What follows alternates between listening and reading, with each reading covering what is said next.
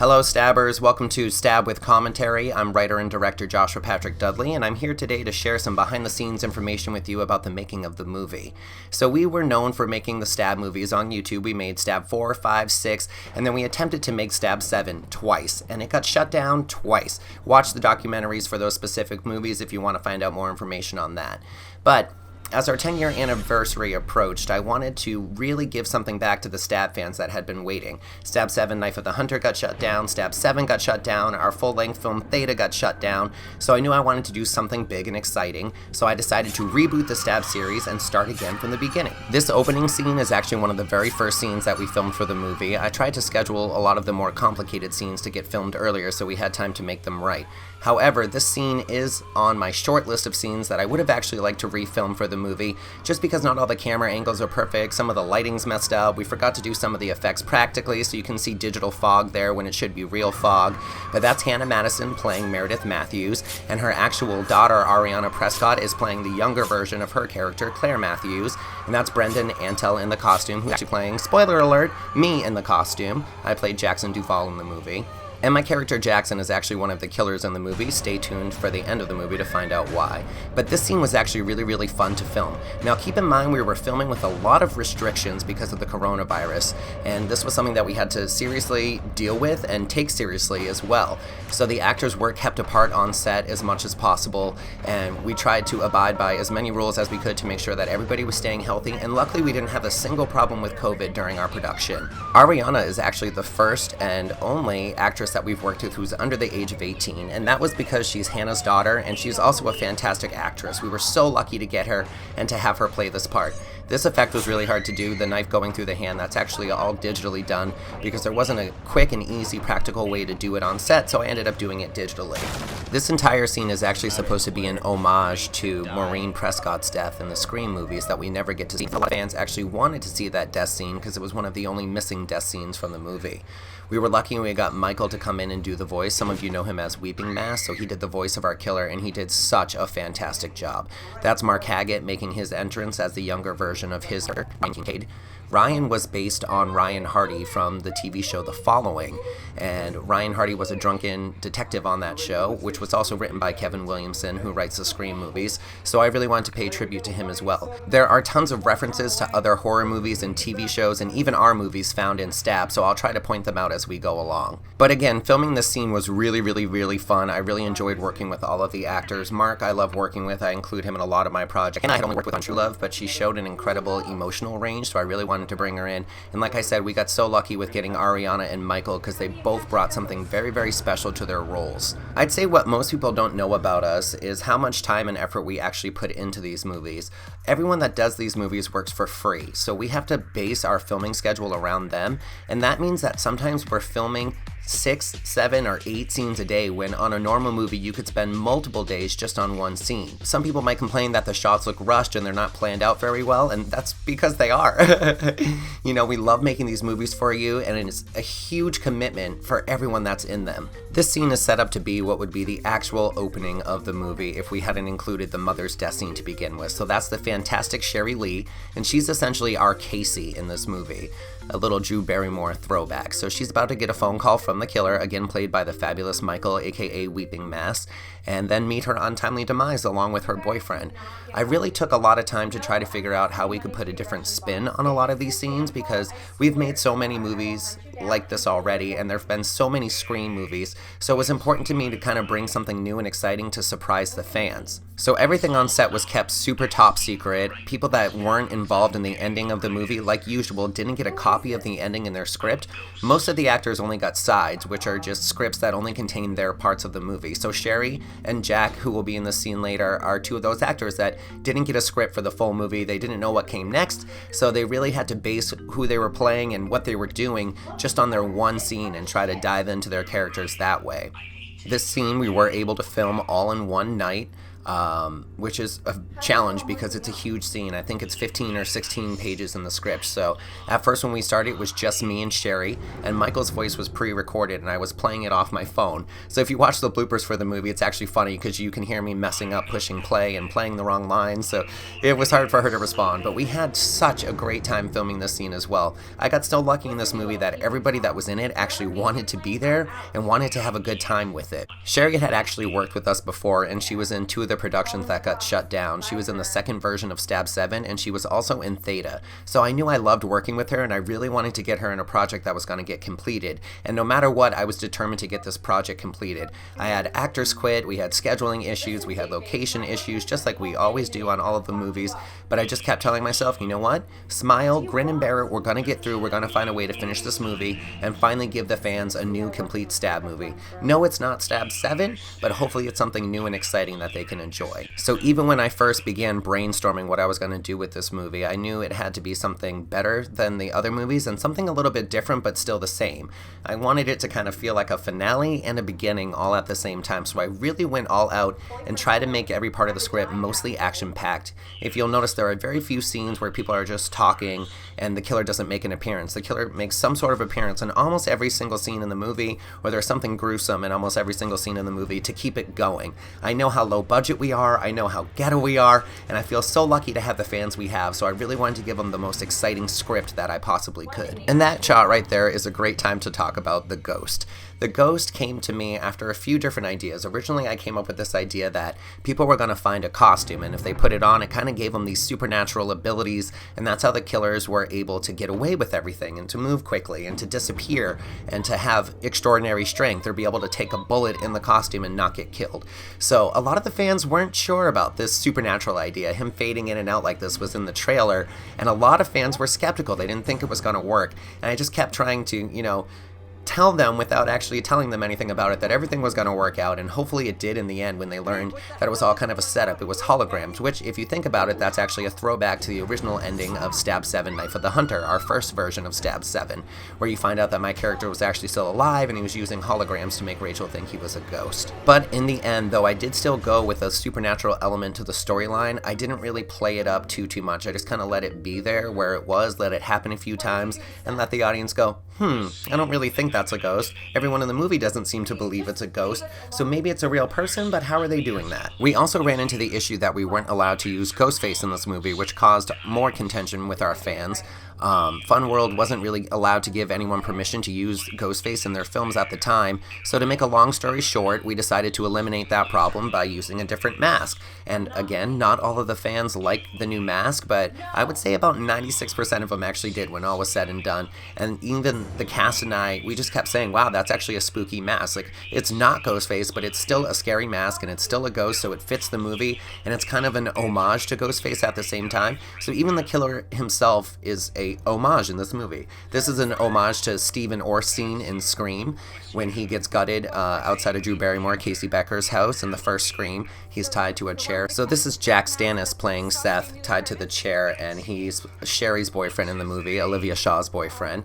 And getting him here was actually magical and amazing, and some of you may know him because he has his own YouTube Scream series called Slash, and check them out, they're really, really cool. So this was a really fun crossover for us. So Jack came out from New York just to film the scene after we had to replace his character twice.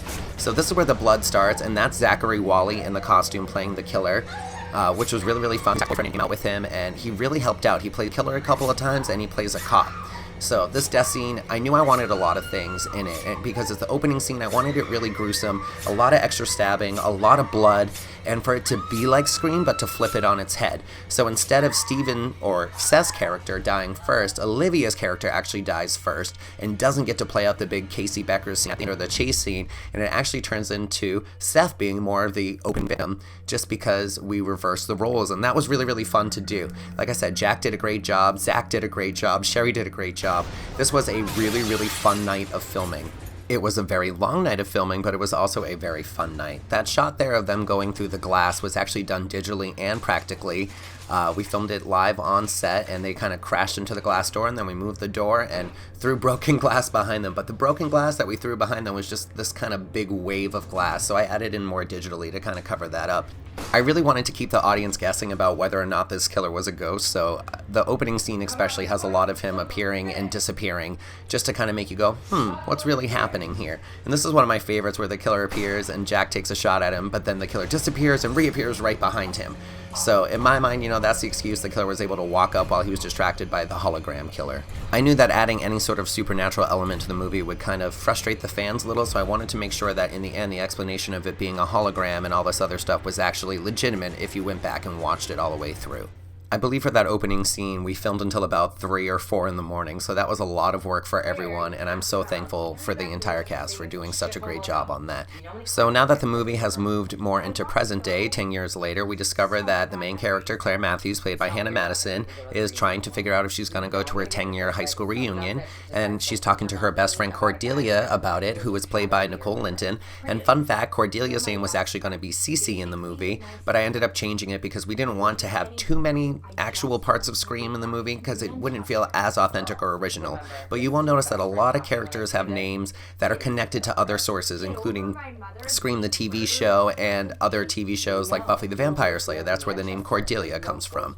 So Nikki is great to work with on set, and I absolutely love her. She's one of my best friends in real life, so I really was excited to write a part for her, and I made sure that almost all of this cast, the parts were written for them. I think Hannah had the most challenging role out of everyone because she really had to play this character that was kind of manic and over the top at all times. Like, she witnessed her mother being murdered when she was younger, and now it's all starting up again, and she doesn't really know where to land the character, so I think it was hard for Hannah because Hannah didn't really know where to land either. Like, am I super upset in this scene? Is this in the beginning? Is this in the end? It didn't help that we filmed out of order, so that was a lot of work, but I think Hannah really did a great job. I did try to challenge a lot of the actors too, and to get them to play parts that they weren't used to playing. So Hannah wasn't used to playing the lead girl, she was used to playing a quirky sidekick, so that was something she was thrust into. Nicole, however, is written very spunky because I like to write Nicole spunky, and she plays it so well, and she's such a natural actress, so she didn't really get to play a completely different character, but she did get to do something that was fun and exciting, and all of her scenes were filmed back to back within one weekend because that was all the availability she had. So everything you see that happens in that hotel room is just on a Saturday and a Sunday, and we had to knock it all out. But this scene overall was just to give you an introduction to the main character Claire and to see who her best friends are, and to give you a little throwback to remind you that this is the same little girl from the beginning of the movie who's now grown up. Originally Claire was going to have a big scar on her hand, but it became an issue. It was too much to have to do before every shot. This scene is what I call the morning after scene because it's just a bloody mess, and if any of you out there have ever had any bad morning afters, you know what I'm talking about. But we find the gutted bodies of Sherry and Jack, and Mark's character is now back, Ryan Kincaid, in present day, and he's working with his younger brother Kevin Kincaid, who's a police officer, and Mark's character Ryan is now a detective. Like I said, Mark is an actor that I've worked with before, and I absolutely love working with him. We have so much fun together on set, but he was one of the actors that I really wanted to write something different for. So his character is different from anything that he's ever played for us. He's kind of a drunken asshole instead of the party boy douchebag that he's been playing in the last few movies. So that was really fun, and I think that's one of the main reasons I got him to come back, is because he got to play something different. Then adding his brother Chris into the mix was just fantastic. Chris was so much fun to work with, and he was so gung-ho, and he really committed to the role. I've never worked with him before, so I didn't really know what his acting ability was going to be, but I think the contrast between Mark and Chris actually played really, really well on screen. This scene, however, is again on my list of like top 3 scenes that I'd like to refilm for the movie.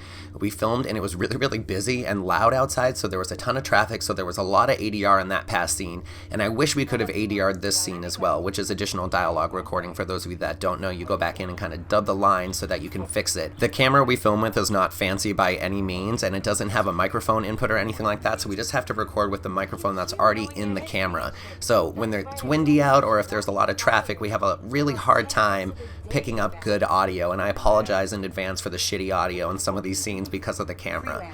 But again, this scene was also a pain in the ass to edit.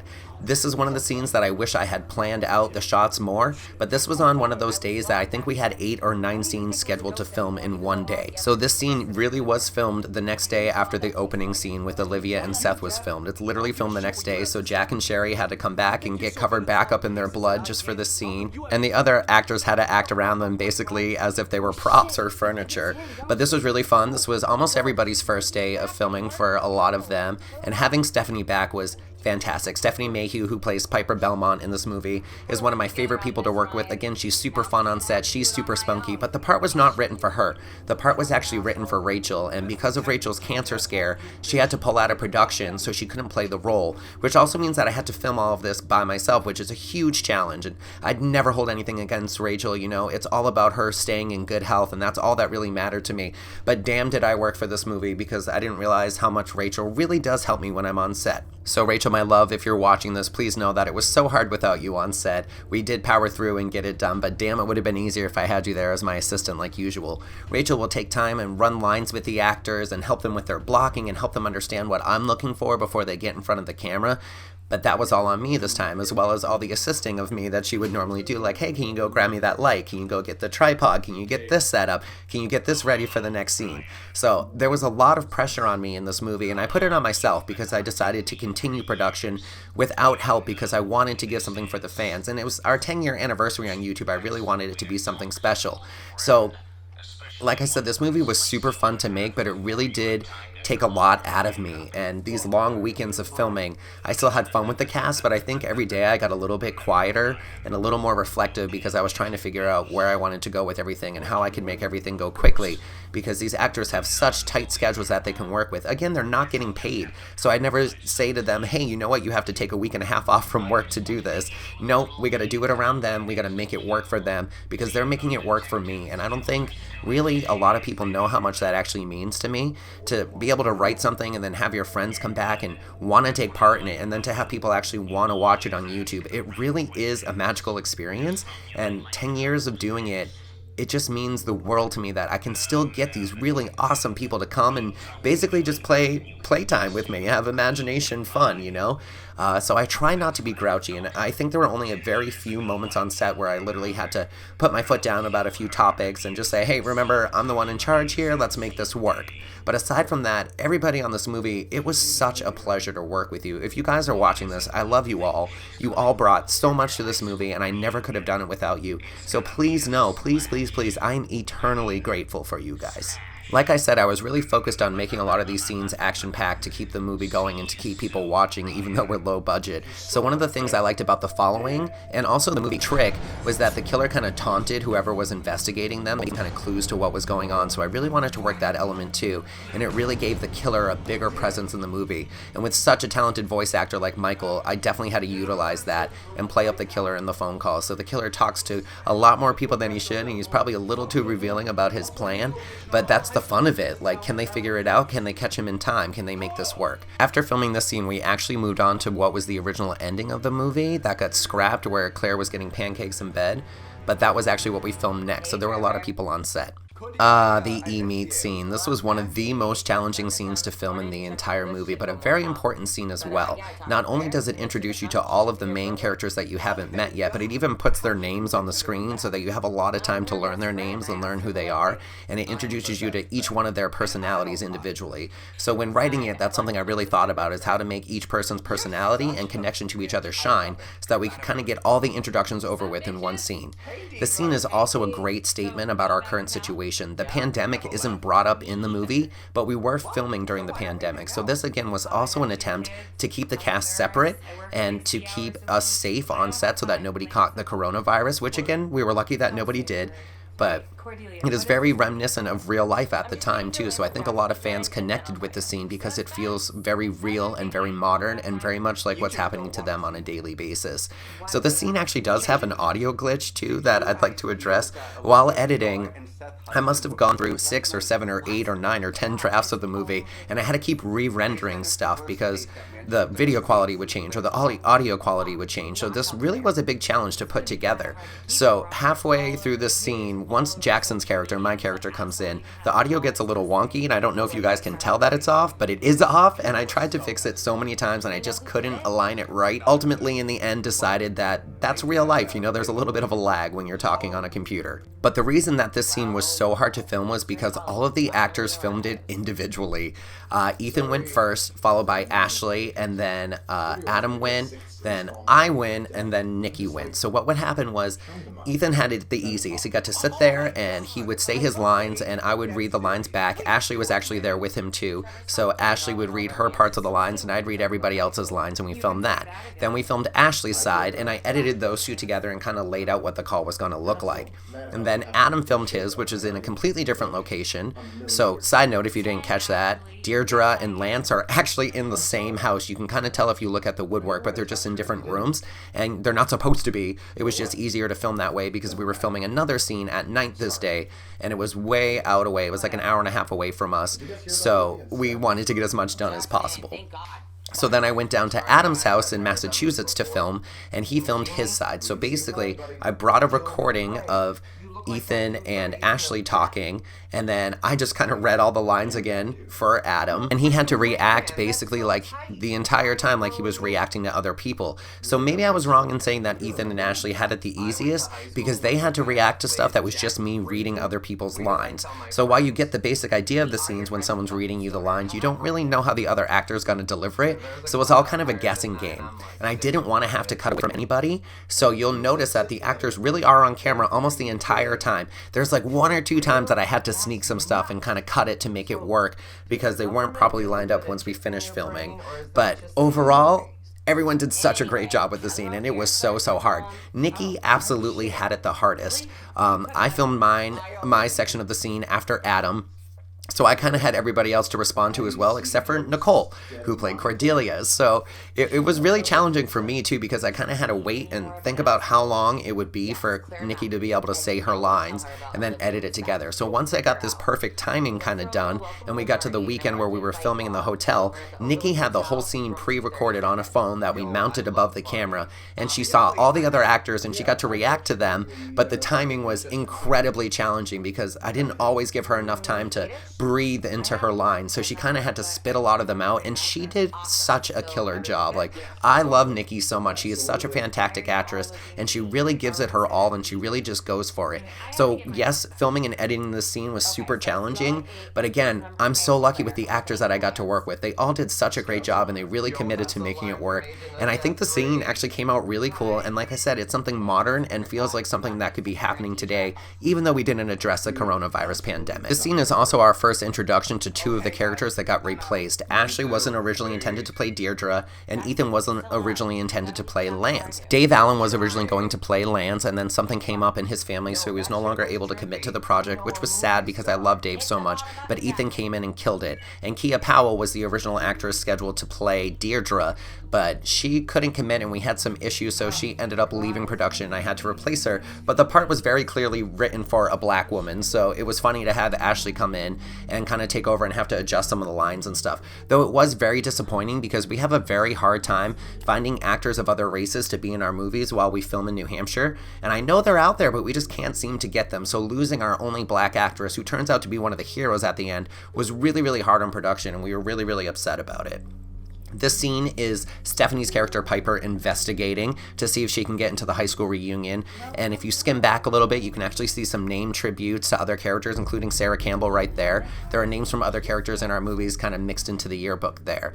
So the Piper character was really fun to develop. I originally had her almost as another reporter, and I didn't want to go in that direction. So like I said, the role was originally written for Rachel, and it was Rachel's idea to play something different for her too, and to play a crime scene analyst. She came up with that, and we kind of brainstormed it further and developed the character together. So while I didn't get to work with Rachel, she did help me develop the Piper character quite a bit. So it was really sad that she couldn't play the role that she was intended to play, especially when she helped create it. But getting Stephanie back was something we've been trying to do for a long time too, because the fans absolutely love her. So it was a blessing and a curse all at the same time, because Stephanie got thrown into the mix last minute and she only had a few days to learn her lines. So we struggled a little bit on set with that, and I don't think it affects her performance too much, but I did end up cutting a scene because we just weren't quite prepared enough for it, and there was a lot of talking in the scene. But I love working with Stephanie, and like I said, I'm so sad that Rachel couldn't come in and play the part that she helped create. But getting Stephanie back, I think, was awesome for the fans, and I did get Rachel once everything was fine and clear. Rachel does come back and make a cameo, which you'll see in a little while. So Piper, her name is based on Piper from the Scream TV series as well. And so there's another little Easter egg for you. And I really wanted to play up her dynamic with the killer too, and I also kind of wanted people to think she was the killer, because Piper was the killer on the Scream TV show, and she is like the reporter character, even though she's not a reporter, but she is writing a book about the ghost killer. So it only makes sense that people might think she's either the Gale of the story or she's the killer of the story trying to influence the events. But her getting this phone call from the killer was a great way to mix it up and kind of confuse people. Everything at this location was also filmed in one day as well. So that includes all of the scene with Piper in the house, and then Mark and Chris's character, Ryan and Kevin, their house is also another section of this house. So I think there's 5 or 6 or 7 scenes altogether that get filmed in just one day. This one super shaky shot right here could use a little bit of help, but overall most of the scene was filmed pretty well, and it was already pretty well planned out in my head before we started filming. The note that Piper's opening is kind of a clue, and the killer does repeat this line again at the end: the truth will set us both free. So Piper thinks it's about her, but in reality the truth is setting Claire and the killer free. I love little jump scares like that, like when Piper gets the message and it has nothing to do with the killer, it's just instructions. If you didn't notice, the Overlook Motel Room 237 is a reference to The Shining. Now we're at Ryan and Kevin's house, and this scene was just to kind of set up their characters a little bit more and let you know where they are in their lives. So Mark's character Ryan is, like I said, an alcoholic, and he's very committed to solving this case that he hasn't been able to solve for a decade. And his younger brother is kind of playing the role of his father and doing what a big brother should be doing for a younger brother, and he's trying to take care of him and make sure that Mark's on the right path, or Ryan's on the right path, and it just doesn't go well, and they fight like siblings, which is great that they actually were siblings in real life, so I'm sure they were able to practice their lines together before they got there, and then to have this actual brother dynamic on camera really worked well, and this was a really great scene to film. I think it's one of the fastest scenes we filmed because they knew their lines so well, so we just kind of knocked it out real fast, and they did a fantastic job. Now, Chris's character does turn out to be one of the killers as well, so it was fun writing him as the red herring, because a lot of the times the red herring doesn't point to who the actual killer is. Plus, I kind of look at it as giving the fans a reward, because I'm sure a lot of people think of him as the killer because he's always conveniently leaving, and he always has a convenient alibi of something else that he has to do, so he's never there when the murders happen, but then he appears randomly right after, so he's very clearly close by. So I think that feeling of, hey, I figured it out, is awesome for the fans, and that was something I really wanted to give to them. Even though it is a guessing game and you're supposed to be figuring out who the killer is, I think it was fun for them to be like, I know that kid's the killer. Nice transition shot brings up someone else I'd really love to mention, Joe Walker, our composer. I love him. He did such an amazing job with the music in this movie, and everything felt new and exciting, and it was a different sound than what we had worked with before, and I'm really, really honored that he volunteered to work on this project because he did such a phenomenal job. That scene with Nicole in the shower is actually all digital, water, and smoke. It was really funny to film. We had a few nipple slips in that scene. Obviously, they weren't edited in. There was another shot when she says her second line of her in there, but ultimately I decided not to use it because you got the gist of it already. She's in the shower. So here, Claire gets a phone call from Adam's character, Trevor, and he's kind of welcoming her home, and he kind of spills the beans about the surprise party that Cordelia is planning. So again, these were filmed at completely separate times. The hotel weekend was a completely separate weekend. Adam actually filmed this scene the same night that he filmed his E-Meet scene while I was at his house in Massachusetts. Adam was someone else that was an absolute pleasure to work with. He was so gung-ho, he actually asked to be in the movie, so getting to write for him was really exciting because he has a cochlear implant because he's deaf, and that was really exciting to me to be able to write in somebody that had that and to bring a little diversity to the movie, especially if we couldn't do it racially, and to really play it up once we get to his death scene, but we'll discuss that more when we get there. So there hasn't been a lot of action in the last couple of scenes, so it was time for the killer to make another surprise appearance, so he gives Claire a little video chat to say hello, and the scene was a little bit complicated to film as well, but fun fact, the killer, once you see him right there, is actually a mannequin. I was filming by myself, so his side of it is just a mannequin standing in my bathroom, and I'm holding the camera and kind of making it shake to make it look like he's holding the camera at himself, because it's not like you'd ever see the killer's mouth or anything move anyways, so it was really easy to do to just film him on a mannequin. This scene was also really fun to film because of the interaction between Hannah and Nikki.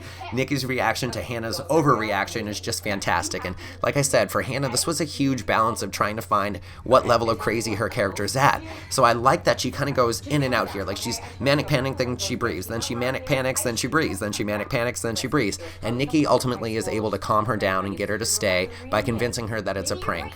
And like I said, because of the time constraints and the amount of time that everyone was available or that the locations were available, filming these scenes was nuts, back to back. We had to wait for the specific time of day that we could film them. This is obviously a night scene, so if you notice through the shades, earlier you could see a little bit of sunlight. It's now set. We waited until about dusk to film this, so now it's dark, but at the beginning of the scene it was actually a little bit too bright, so we had the curtains and shades drawn. It was a really challenging scene to film, and we again had to push through it because the level of emotion Hannah has to portray it was challenging. So now we're back to Ryan and Kevin's, and this was another scene ultimately that was filmed a little bit earlier than it should have been. So if you look closely at some of the reflections, you'll notice that there actually is sunlight. Like you can see it on the microwave back there, and I had to add a tint to it to make it look like night. So when you see the actual light bulb, it's actually blue because I added a blue tint to try to make it look like night.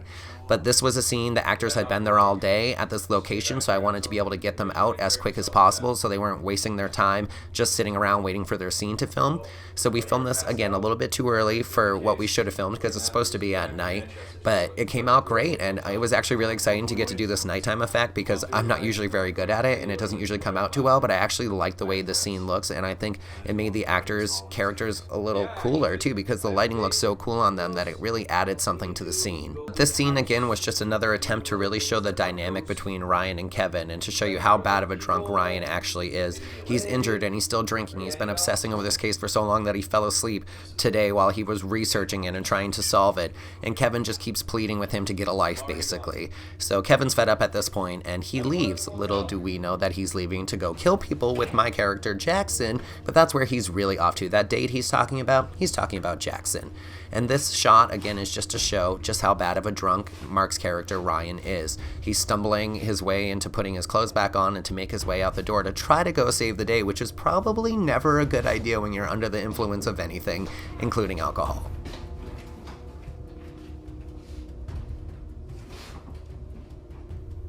So now we're back at the hotel, which is actually, there's a funny story in the hotel itself. This wasn't the hotel we were going to use. We actually rented this little motel that looked like the Bates Motel. And when we showed up, we ran into so many issues and they weren't going to allow all the actors into the room. So ultimately we had to switch, and this is actually a Super 8. On the wrong floor of the hotel. We wanted to be in room 237, but at the specific Super 8, the second floor was getting renovated. So there was no way we could rent a room 237. So I think we were actually in room like 318 or something on the third floor.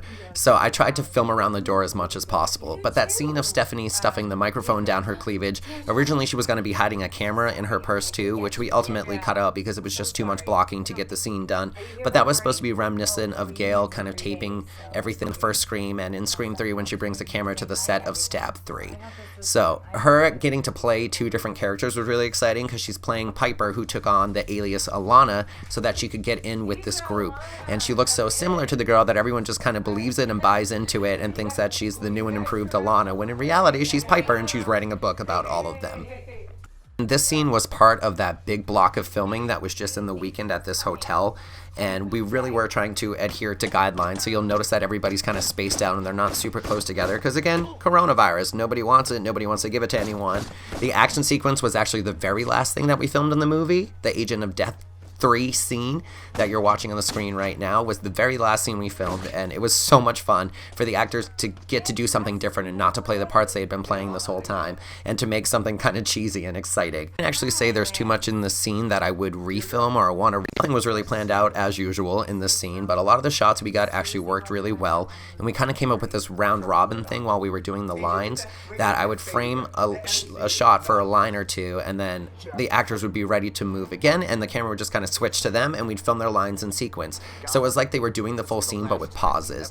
This is my cousin Corey playing the goblin under that mask, and Ethan actually came up with that line about Scout's honor because it was referenced earlier in the E-Meat scene. And I really love using my cousin. I wish I had given him a bigger part, so this was just something fun that he came and did on our last day of filming.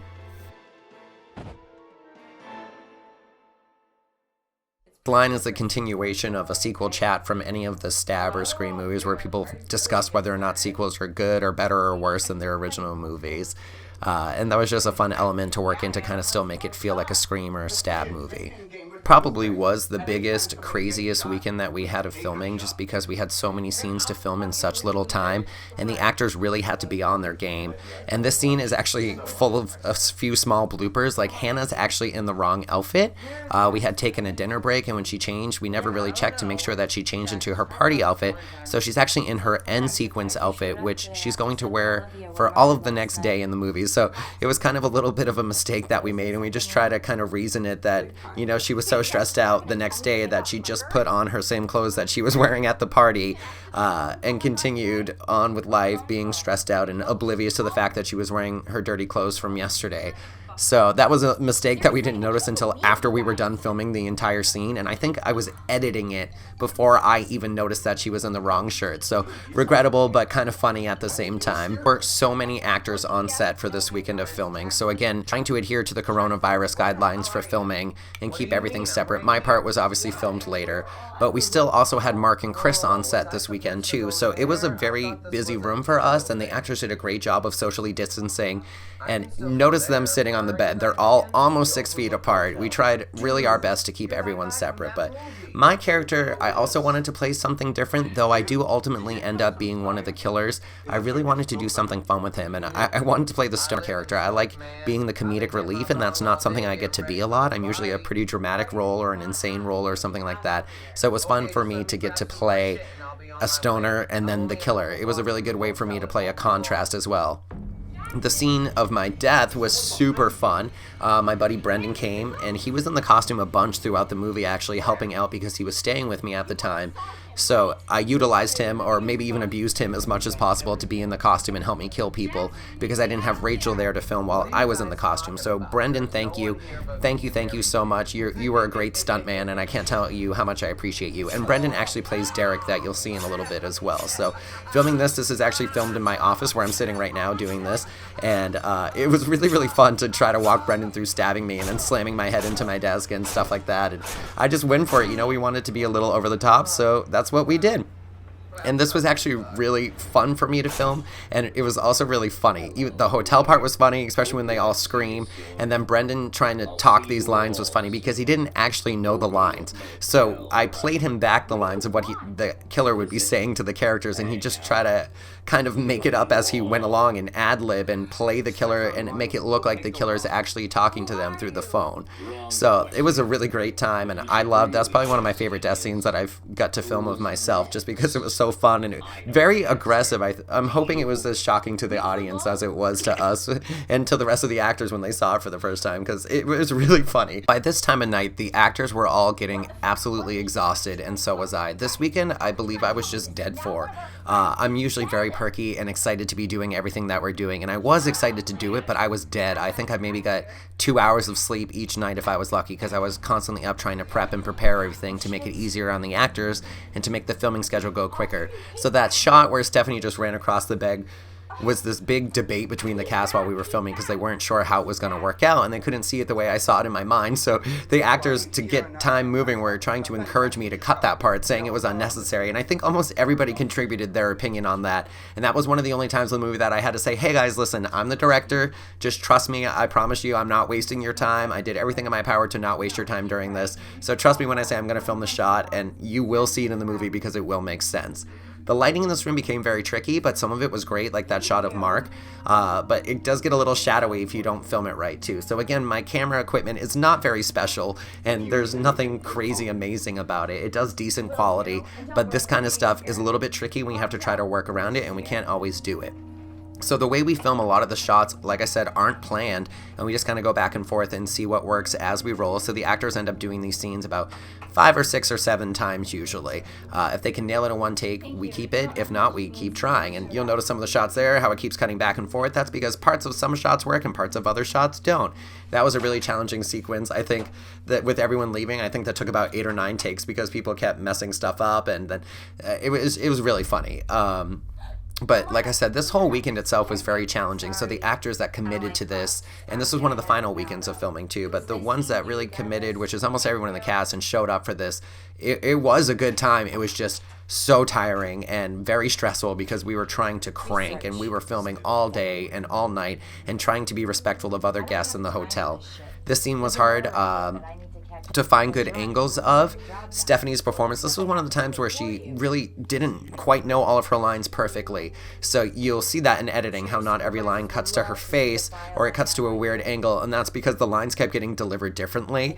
And I love Stephanie, so I do everything in my power, like for all the actors, to make them look as good as I can while they're in the movie. So if a shot doesn't work, I'm not scared to cut to another shot, even though that may look like sloppy editing. It really is just to cover up actors' mistakes because I don't want them to look bad. Not sure if you noticed this, but my killer character, Jackson, actually drops a little clue that he's about to show up at the hotel as a killer, and Chris's character is already there as well, who's the other killer.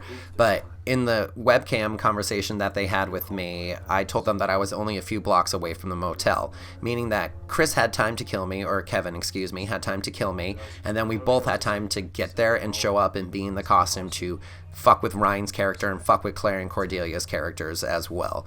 So this was another scene to kind of try to trick the audience into thinking that maybe Kevin's coming around to Ryan's side, but Ryan kind of just sends him on a mission to go get coffee. And the second Kevin's gone, bam, Ryan gets a phone call and it's the killer, and we're ready to get some action going again to keep the fans entertained.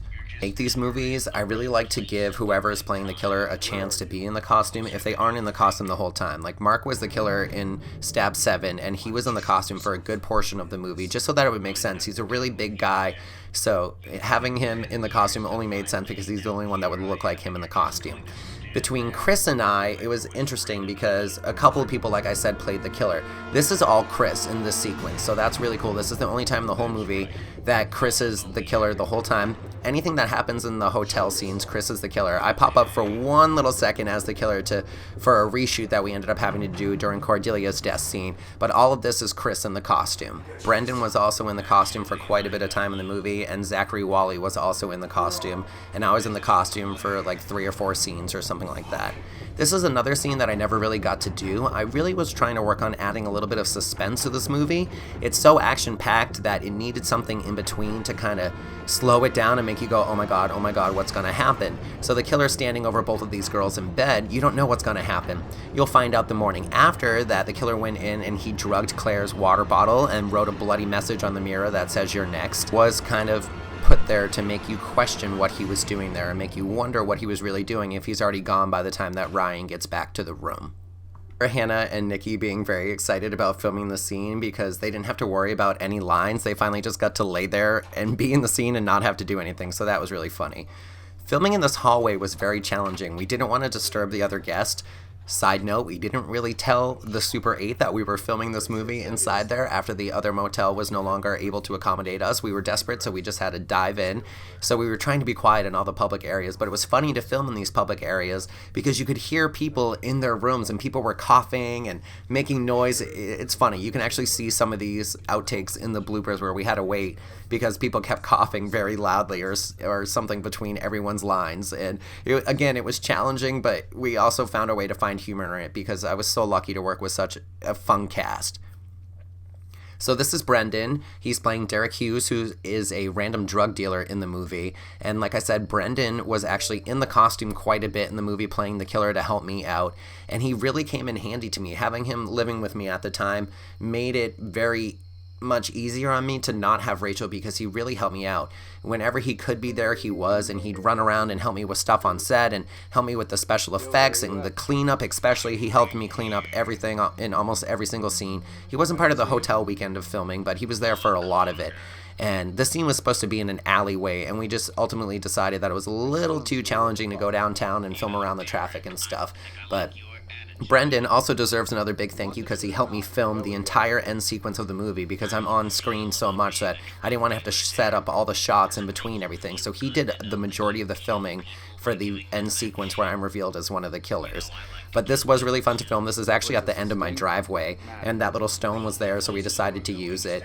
But killing him was challenging because I couldn't see on camera, and we ended up getting him bloody too early. So every time you see blood on his sweatshirt, the blood was actually already there, and I had to digitally fix it to make it look like it was kind of forming. That is a foam head that the knife is actually stuck into, and the killer pulls his knife out of it, and then we cut back to an actual shot of Brendan. But Brendan, again, thank you for everything you did to help me make this movie and to do everything you possibly could to make it as best as we could together.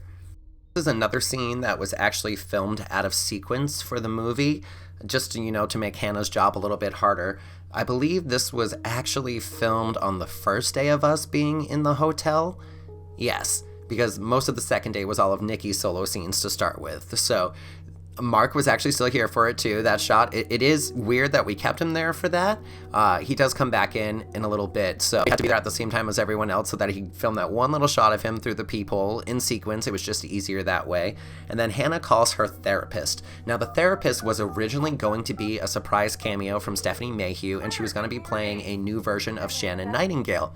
But when Rachel had to back out and Stephanie took over her role, I kind of started brainstorming on how I could sneak Rachel back into the movie if I could get her to. And this was the perfect opportunity. She could switch roles with Stephanie like she had already kind of done. So Rachel came up with the name Miranda so that she was no longer named Shannon and is now playing the therapist to Claire's character. And it's a really small cameo, but I was so lucky that we got to get her back in there because I know the fans were probably wondering the whole time, like, where's Rachel? Where's Rachel? Why doesn't she have a bigger part in this movie? And honestly, she would have. She would have been Stephanie's character Piper if we could have done it, because Stephanie doesn't have a lot of time to commit. So the fact that Stephanie was able to make all these days work, again, I'm so appreciative of my cast and so lucky to have them, and they all do such a great job.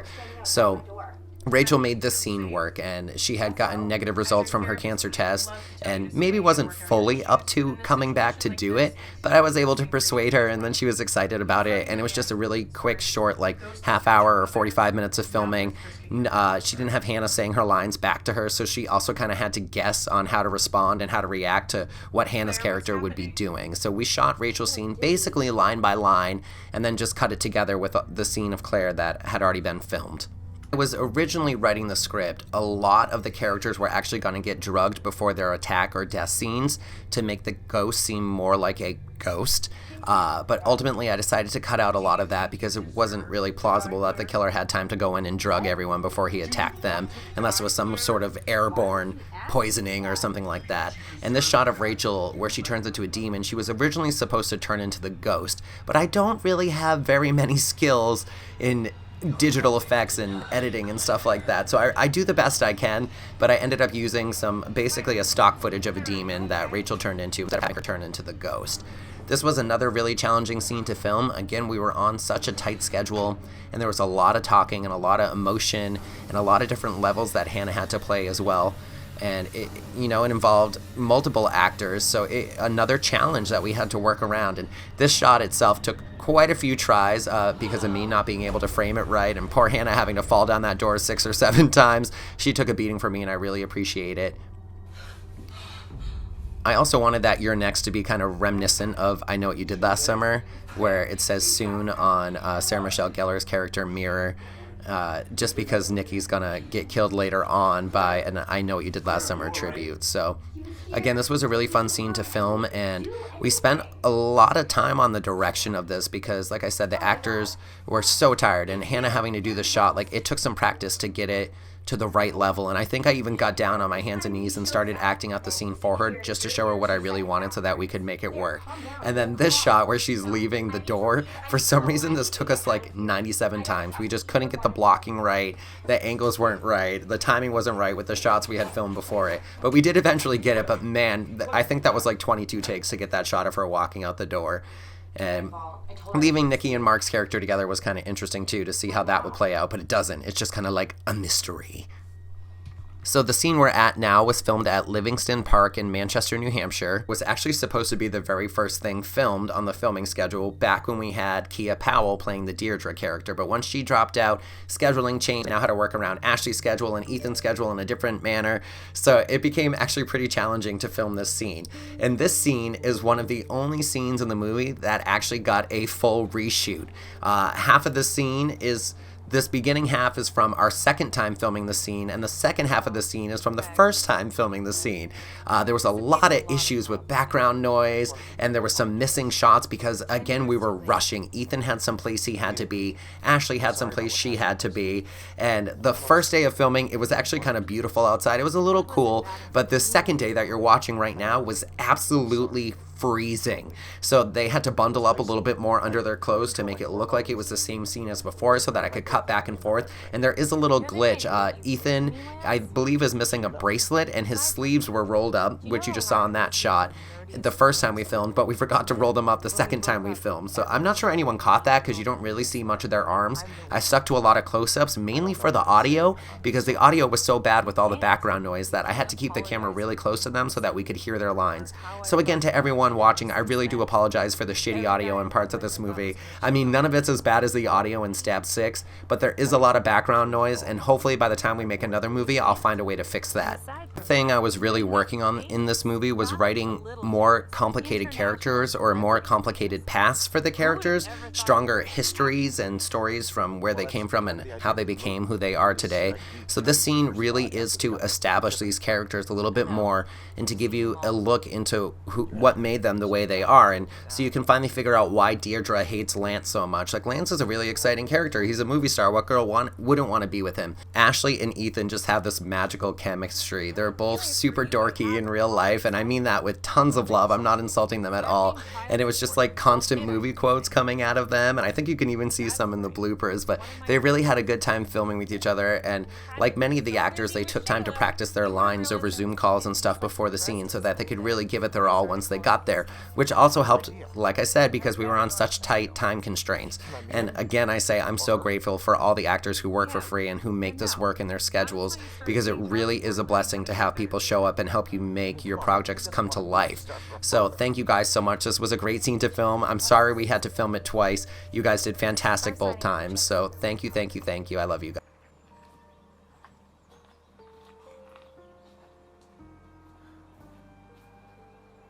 Holy shit. I'm a father. This scene was part of the final block of filming, and this is where actually Adam and Hannah wrap their filming, is in this house. Now, they too spent a lot of time rehearsing their scenes together over Zoom. So these two scenes, or this scene and a following scene that takes place at his house, were really, really well rehearsed before they even showed the scene to me on set. They already knew their lines, they knew what they were going to do. They both had really found their footing as the characters at this point, because like I said, it was one of the last things that we shot. So this was filmed out in Massachusetts at Adam's real house, and I love his house because those fairies that are in the script were there when I went to go visit his house to check it out before we decided to use it as a set. And I decided to incorporate them into the script because I thought it was so funny and such a good nod for his character to be able to make some more gay jokes, because having gay characters in the movies was also very important to me, as they are usually underrepresented, though not as much anymore, but it's still great for me to be inclusive of everyone. But Adam's apartment has so many little Easter eggs hidden around it. There's references to The Nightmare Before Christmas, to Buffy the Vampire Slayer. There's a little Buffy pop somewhere, and there's a sign that says The Bronze. His shower curtain, when you see his bathroom, is actually the Mighty Morphin Power Rangers, so that was really fun. He had the cutest cat too, and the cat was very cute, and on a rare occasion would start meowing, so we'd have to like stop filming so that the cat wouldn't be meowing in the background. And the cat does actually get a cameo right here where Hannah goes and sits on the couch, and somehow we were able to film the entire scene and have the cat stay there right up until the very end. So it was so perfect that it worked out the way it did. As soon as we saw that the cat was in the shot, I just decided to film the rest of Hannah's side of everything first to make sure that the cat was still going to be there, and then we kind of went back and picked up Adam's shots and made up for the fact that we had filmed her whole side first to make sure that the cat didn't move. But look at that cute little kitty. Like, that's such a great freaking cameo. Like, it was funny because we were trying to figure out how to work the cat into his death scene later, like if the cat was going to come in and lick up his blood off the floor or something, but ultimately we didn't have time to train a cat to do any silly sort of tricks like that. But this is some more great character development for them. You find out a little bit more about Claire's mother and why she was so disliked within the community, because, you know, Claire says she does a lot of bad things, and eventually you find out, you know, she was a drug dealer, she was a prostitute, all that kind of stuff. But you also learn a little bit more about Adam's character, and Adam references a boy that he was dating that cheated on him with some little twink, and originally the boy he was dating was going to be named Billy, and the little twink was going to be named Stu. But again, another reference that got cut out, but that theme does come into play, that Billy and Stu were gay together, and it's a real theory that's out there. You can look it up. It's on the internet. There's a book about it and everything.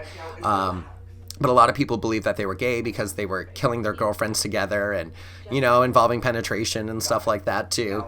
So it was important, again, for me to have gay representation and to do it in a good way and also in a funny way. Now, when you see Adam's bathroom behind him, those bags on the floor are actually bags of props and stuff. I believe that's the killer's costume in the bag, and I didn't even notice that they were in the shots, to be honest with you. That cop car was added into this exterior shot of the house because Chris's character is going to be arriving very shortly, and it would only make sense that his car was in the driveway or would be pulling into the driveway when we saw the exterior shot. And since we couldn't get a real cop car, obviously I had to find a way to make it work. So I digitally added in a picture of a cop car that's actually a Manchester police car too.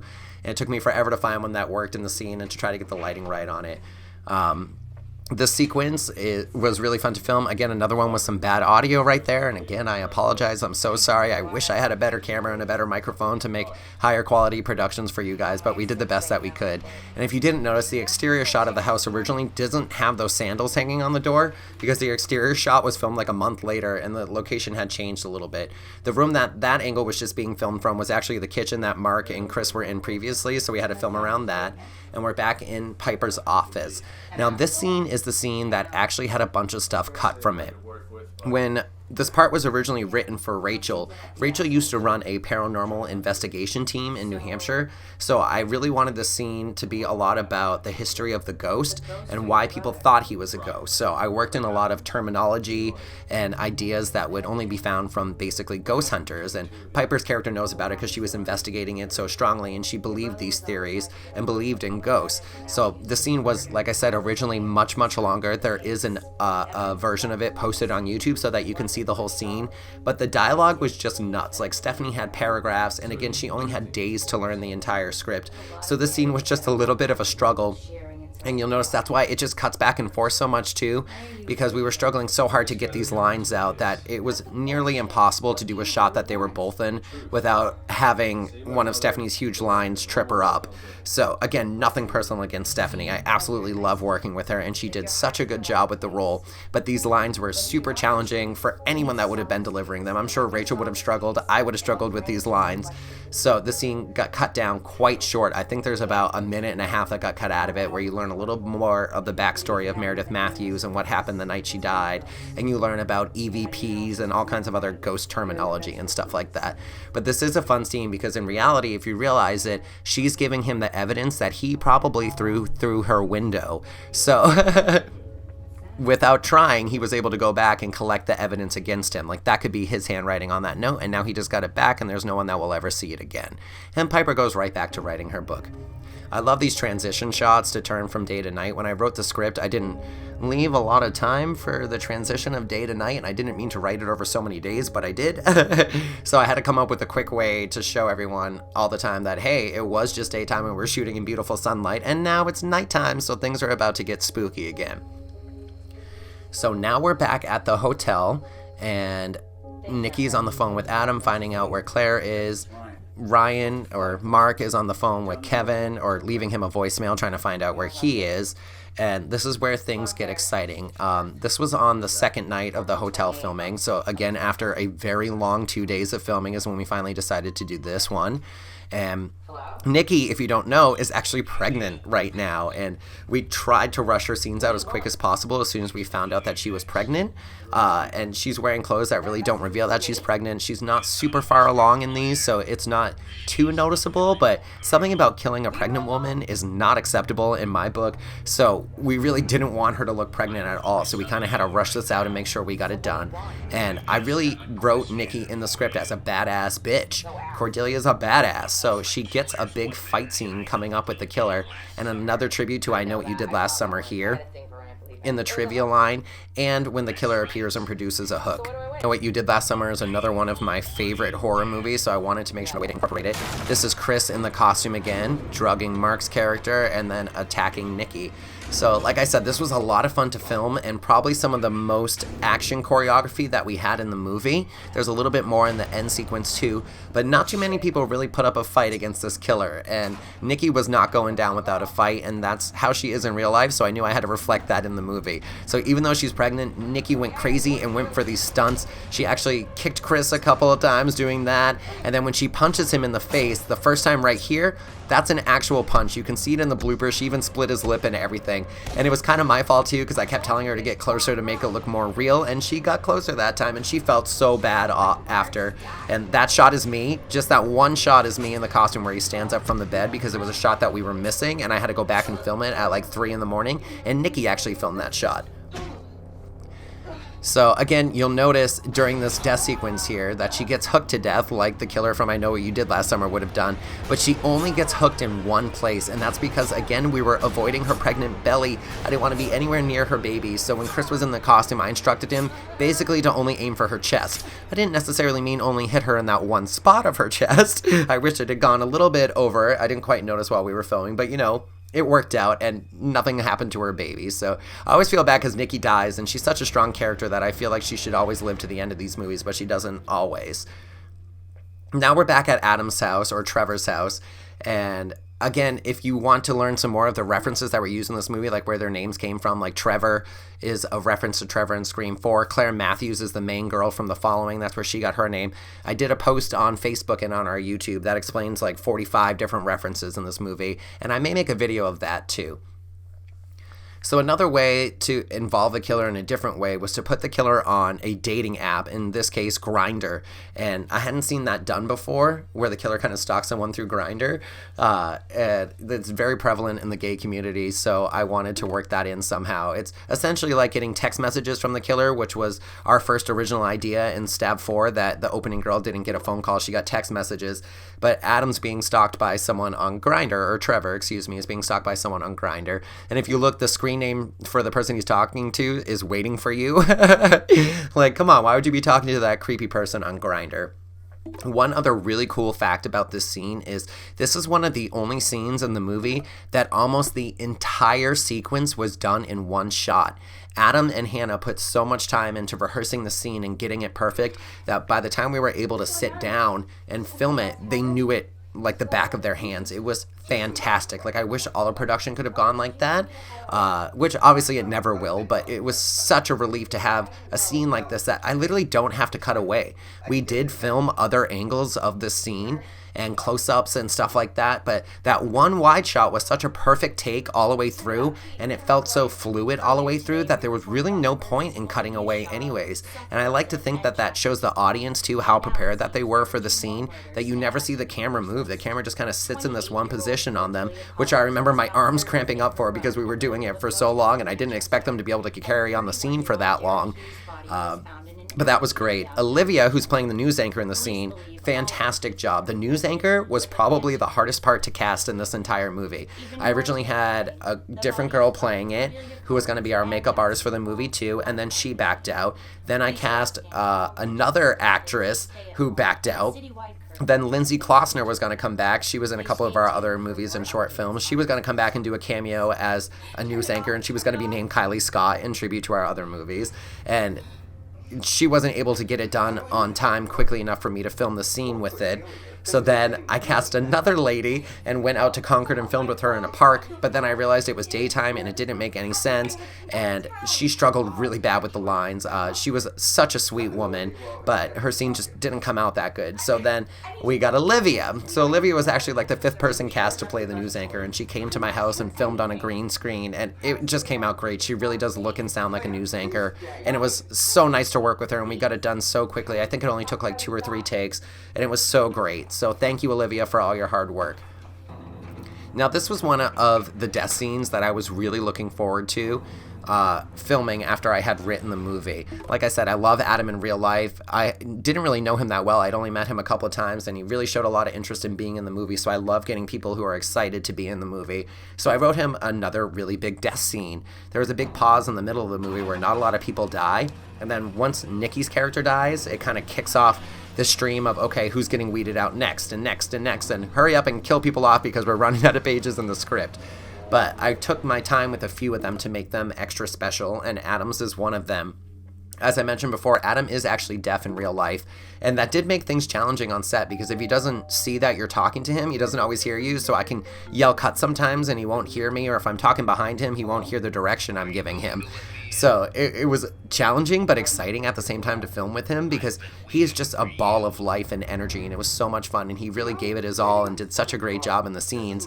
And it was actually interesting to have that kind of challenge on set, because I've never had it before. But again, I also focused a lot on the lighting in this movie. There's a lot of colored lighting and bursts of color. The smoke pouring in every time that the killer starts to appear somewhere too was challenging, because the fog machine is loud, and we had to time it right that you couldn't hear it going off, and you can still hear it in some of the scenes too. But playing with the Adam's cochlear implant was actually a great idea that I had in the beginning, and Adam and I talked about it, and he was really comfortable with it and wanted to do it.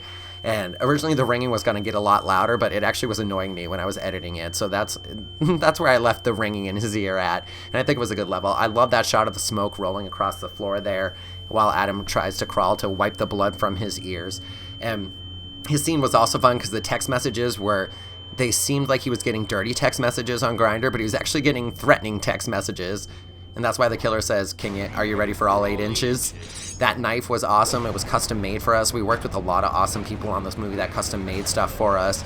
And that was made by our friend Jose. Our friend Clive also made us some awesome stuff. And Scream Robes made us our costumes. So for links and to buy all that kind of stuff, check out our website. The store section has a separate costume, mask, and props and knives and stuff like that section. So check that out. And please support all of the people that helped us make this movie possible by making us these wonderful props and costumes. But again, Adam was so gung-ho. I loved filming that scene. Adam, I love you. Thank you so much. That was great. So now the movie is really working toward the climax, and this was one of those scenes that was, again, we had to wait for the sun to set, and we had to wait for the right timing while we were at this house. And this is still the same house that all of Piper's other scenes were filmed at, and that Mark and Chris's at-home scenes were filmed at. And again, this was all in one day. So every single scene you've seen in this house is one day. That's my real-life ex that you saw in a picture, who did actually sadly pass away from a heroin overdose. And if you're able to pause it and read his obituary, it kind of tells you what happened to him and how he died. And it gives you a little clue to the fact that the killer might be someone related to him. I didn't leave it on the screen for very long because I didn't want people to fully figure it out. But it is something interesting to go back and look at if you've already seen the movie, and take the time to pause it and read his obituary and see that there was a clue sitting there right there the whole time. As we state at the end of the movie, the opioid crisis really is a huge issue in America, and a lot of us have lost people that we truly care about to it. My ex Steve included. 2 of the leading ladies lost exes to heroin as well. And it was something we really wanted to address because it really affected us. It really was the horror story of our lives, was watching these people go through this and sadly seeing them pass away from it. So phone calls were also filmed out of order. All of Ashley, Deirdre's stuff was filmed prior to this. I believe that was part of our first or second weekend of filming, and everything that happens at the house that Ashley's at, again, was filmed in one day. So their e-meet call, the scenes outside where she's making phone calls to Stephanie and Hannah's characters, then the scene with her and Ethan outside, it all happened in one long day. And again, I can't thank my actors enough. Hello. The car scenes with Hannah, however, were also filmed on a separate night. I believe it was just a whole night set aside just for that, because we didn't get to it on the nights that we were filming the full end sequence. So Hannah actually had 2 shirts. It's rare that we have a full wardrobe for anyone, but we had to buy Hannah 2 shirts because we filmed the end sequence before these scenes, so we needed a way to go back and make sure that she was in the same outfit and not have it all bloody and stuff. So this was filmed after Ashley's scene and after the end sequence. And Hannah in the car was funny to film with because she kept driving really fast and I was trying to film and I wasn't buckled up, and it was scary. So don't try that at home, kids. Make sure you wear your seatbelt and make sure your actors know that you're filming and to drive slow. So now we're back to the scene filmed out in Dover, which is in New Hampshire, like I said, about an hour and a half away from where we film.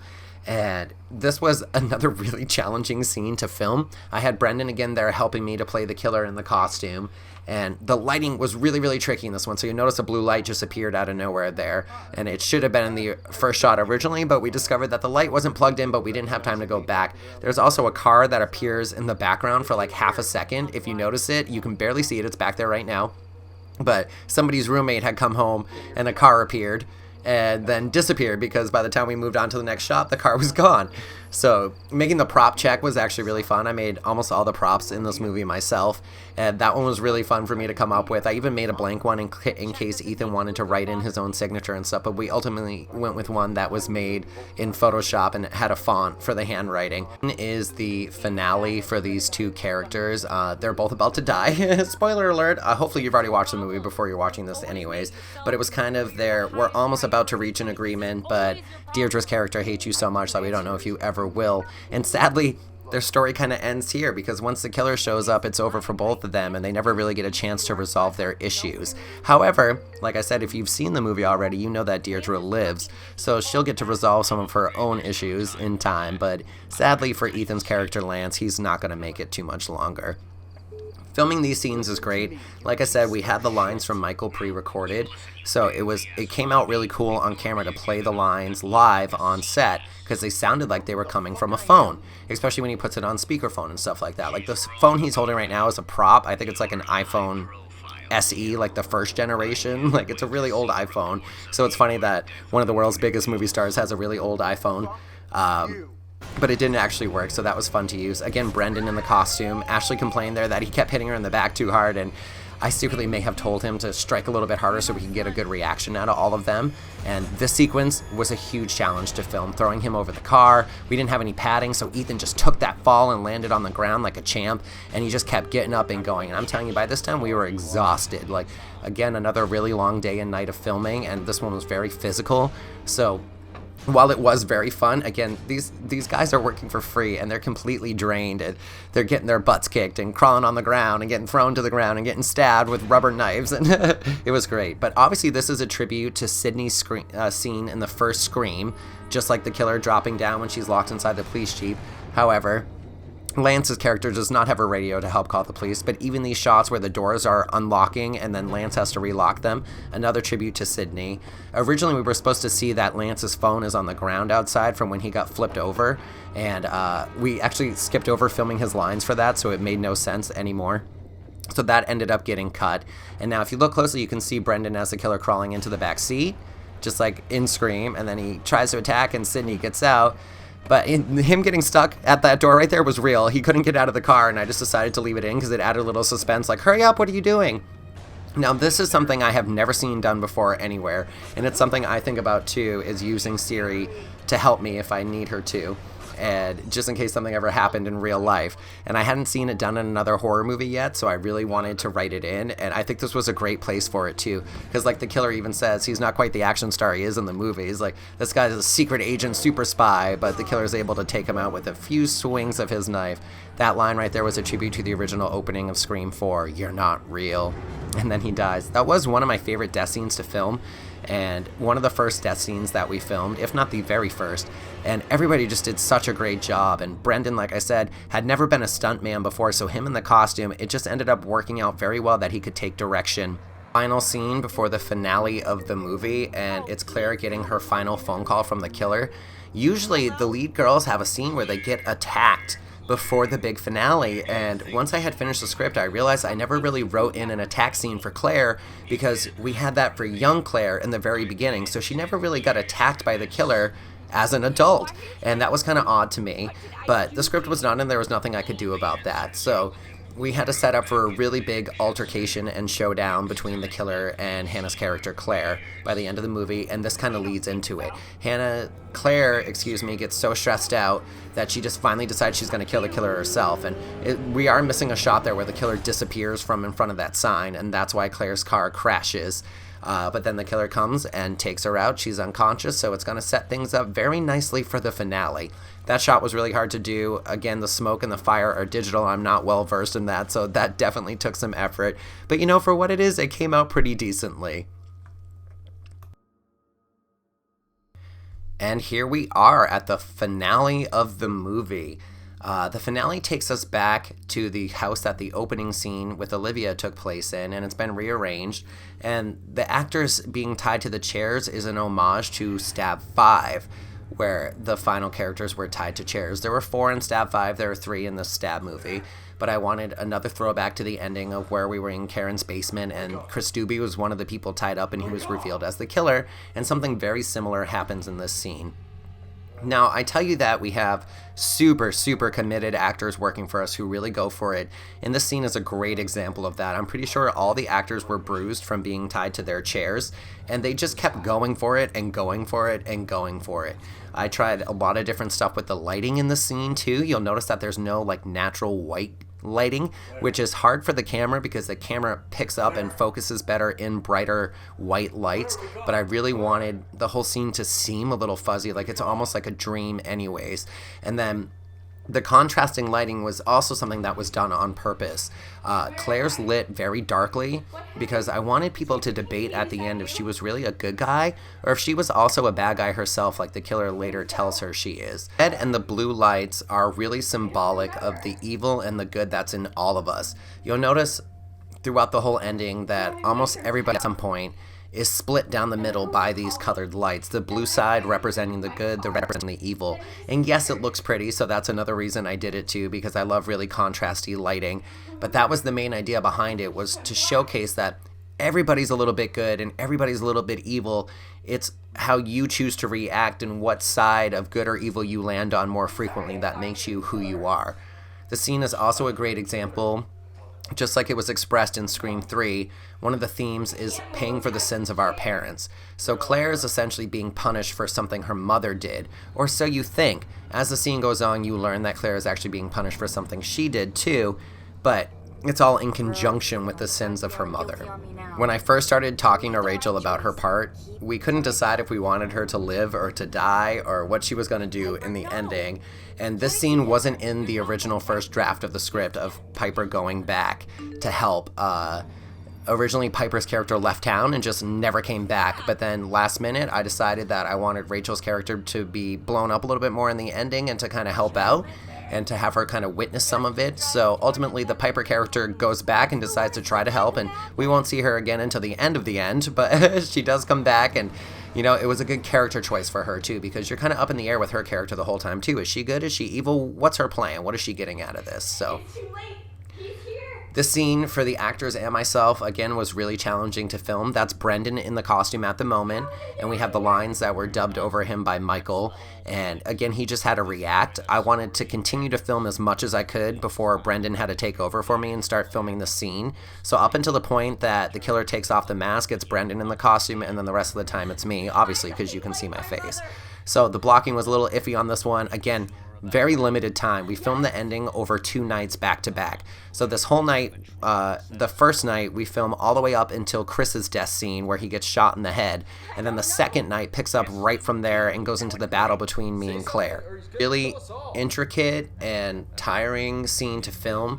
And I will say I'm very proud of everyone that was in the scene, including myself. We really didn't have too many mistakes on the lines. We did obviously have some because it's a very long scene. I think, again, it's about 15 or 16 pages in the script, if not more. So we did have a few little pauses where we forgot our lines, but for the most part, the ending was very fluid, and I'm hoping that has something to do with my script, that it all worked out so well. I really enjoyed filming this, though, and I think a lot of the fans could have guessed that I was going to be one of the killers, which is why I had my character fake his own death in the beginning. But I like playing the bad guy too. And in rehearsals, I played it a little bit differently. He was more emotionally upset, and he cries when he reveals his motive. And as much as I liked that, and I liked the acting of that, I didn't really feel like it fit the scene, so we went a little over the top with it and made him a little more crazy.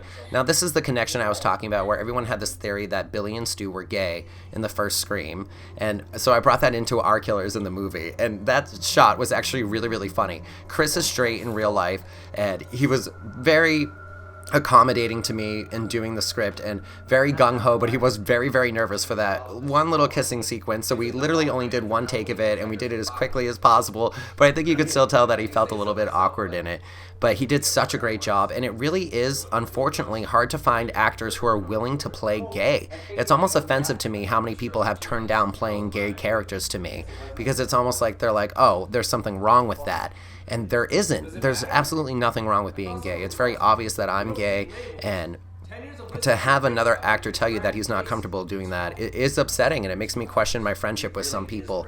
So I was super lucky to have Chris do this, and he knew coming in that there was this little moment that he was going to be revealed as gay and that he was going to have to kiss me, and he was gung-ho, again apprehensive because he didn't really want to kiss another man. But as an actor, you accept the role you're given and you play the part that's written for you. You don't get to choose or change the writer's vision.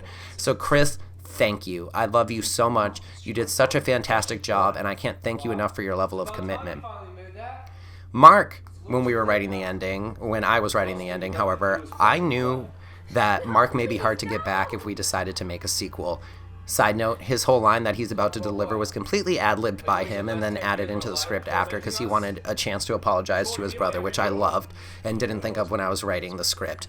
But Mark, like I said, I thought it might be hard to get him back for a sequel, so I decided to kill his character, and which is rare because I love putting Mark in everything, so usually I write it so that he lives or gets away or something like that so I can find a way to bring him back. And I may still be able to get him back for something, but he did that like a champ too. I believe he chipped a bone in his elbow falling over in that chair like that, and he just went for it and kept going. So Mark, I love you as well. You know you're my filmmaking brother, and I love working with you. So thank you again for committing and doing that.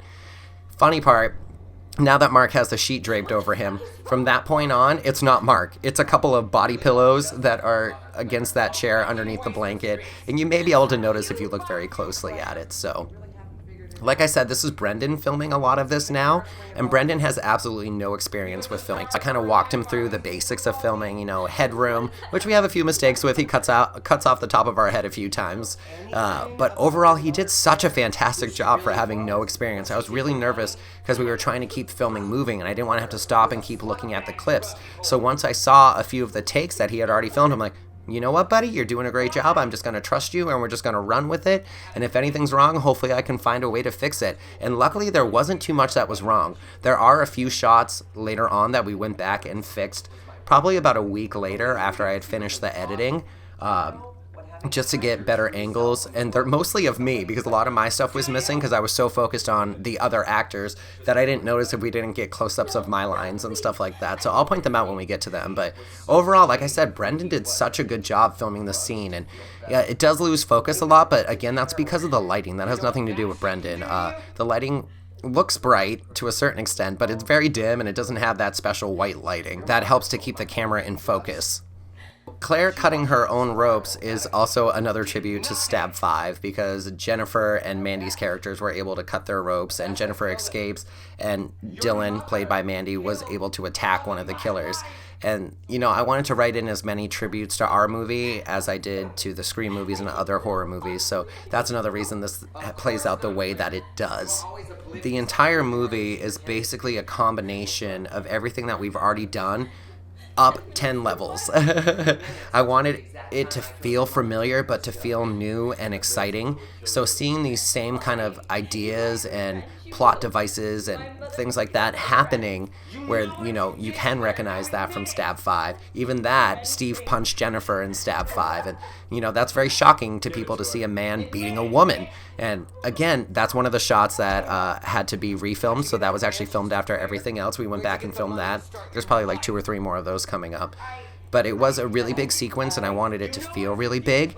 And the focus is never really just on one person, so you don't really see a lot of close-ups of Claire or a lot of really close-ups of the killers because it is a group scene, and I wanted it to feel involved the whole time. This part of the scene is also very reminiscent of Billy and Stu kind of taunting Sydney before they think they're going to kill her at the end of Scream, where they're telling her how horrible of a person her mother was. And then it's revealed by one of the killers that he has a very strong connection to why this is happening, something that's deep, emotionally seated inside of him, and is what I would consider a good motivation to kill someone, like this girl's mother and her found a way to ruin your entire life. And I would never condone anyone going out and killing someone, but I'd never seen a motive like this done in any Scream movie or any Scream fan film or anything like that. And like I said, the opioid crisis was something that I did really want to address because it's affected some of us so deeply. So going to kill someone for taking the love of your life away with drugs is, I don't know, like I said, it's something I've never seen before, so it felt right to me to make a statement about the opioid crisis at the same time that it felt like a crazy motive that, again, I've never heard of before anywhere. I've never seen anyone go after someone for killing someone with drugs. So Hannah hadn't really gotten a chance to be a fighter and show that she was the final girl as Claire, that she had the final girl powers to defeat the killers and move on to the sequel. So this is where it finally starts, and this line that Chris delivers to her about being a cop and watching the news about how cops can get away with anything, something else that was very relevant to the time with the Black Lives Matters movement and people thinking that the cops can get away with a lot more than they should be able to, and I feel very strongly about that, so I made a nice statement. And then Hannah finally gets to show off some fighting skills, and this was a challenge, getting her to hit him with the chair and the choreography. It got cut back just a tiny bit because it was intense, and I didn't want anyone to get hurt. And then this line is also a tribute. Billy says, "Say your mother" before he tries to kill Scream. She says, "Say hello to my mother" before she kills him. And this is what I would call the final showdown. So Claire's finally strong. She's finally the final girl. She's gonna fight her way out of this as if it's the last thing that she does. She fires, I go down, and then we have another tribute coming up to the end of Scream 3 where Roman is revealed as the killer and Sidney tries to attack, but it's almost no use because he's wearing a bulletproof vest, and it's really hard to see because of the lighting in that shot, but that was me revealing my bulletproof vest, and once I get the robe off you can see it a lot better. That shot of Hannah throwing the gun was a super challenge that took so many takes you have no idea. Then the fight scene choreography, this was probably the most fun that me and Hannah got to have on set, was getting to be really crazy with each other and to have this fight scene and to block it all out first and really practice it and have fun. Again, we didn't have a lot of time, so we ended up just kind of throwing ourselves around, and yes, we were covered in bruises by the time it was done, like lots of bruises because we weren't wearing any padding or anything like that. And I'm very committed. Like, I will take a fall. I will throw myself to the floor, even though I'm getting old and I could probably break a hip. But we really went for it, and it was super fun to film. Even while we were filming, Brendan, who's filming it, like, we all just kind of kept laughing every time we did stuff because it was so extreme that we were beating the crap out of each other. That's another shot that was filmed after the movie because we missed that line entirely. Like, I never even delivered that line while we were filming, so it got filmed after and kind of worked in. And originally, in the script, Claire was gonna die. She wasn't gonna survive this because I wanted this story to be over and for us to move on to something different if we make a Stab 2. That shot is also a reshoot, the close-up of me there before I get shot. And then this switches back to where we were already filming. But yeah, she was gonna die. Deirdre wasn't gonna come back. Piper wasn't gonna come back. My character was gonna get away with it, which is something that we'd never seen done in the movies before either.